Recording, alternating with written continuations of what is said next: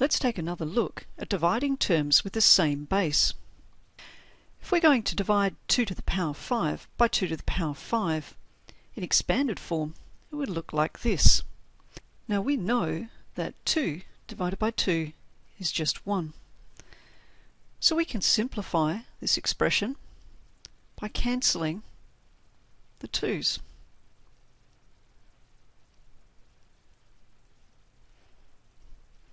And we can see that we get the answer 1. But what if we use our index law for division to solve this, which says when you're dividing terms with the same base, you subtract the powers. The solution to this would be 2 to the power 5 minus 5, or 2 to the power 0. We've solved the same problem in two different ways. What this shows us is that 2 to the power 0 should equal 1. What if we take 7 cubed divided by 7 cubed? Again, in expanded form, it would look like this. And we can cancel the 7's in the numerator and the denominator, and we find that the answer is 1. Using our index law, this would be 7 to the 3 minus 3, which equals 7 to the 0. So we can see that 7 to the power 0 is also equal to 1. What if we have an expression where the base could be any number? For example, a to the power 5 divided by a to the power 5. In expanded form, it would look like this, and just as we did before, we can cancel the a's in the numerator and the denominator. And we find that the answer is 1. Using our index law, it would be a to the power 5 minus 5, which would equal a to the power 0, and so we can see that a to the power 0 is also equal to 1. The base number doesn't in fact matter at all.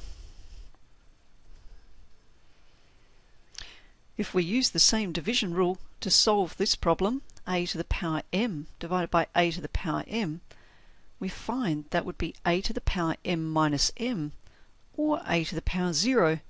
But we can see from our example before that this will in fact just equal 1.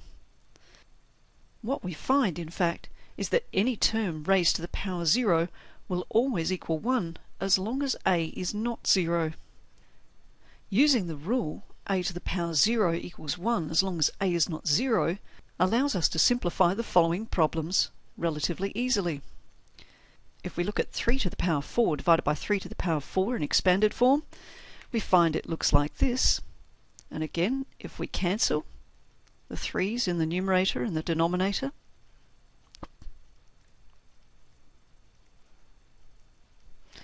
we can see that equals 1. If we use our index law for division, we end up with 3 to the power 0, which is also equal to 1. Similarly, for x cubed divided by x cubed, in expanded form it would look like this.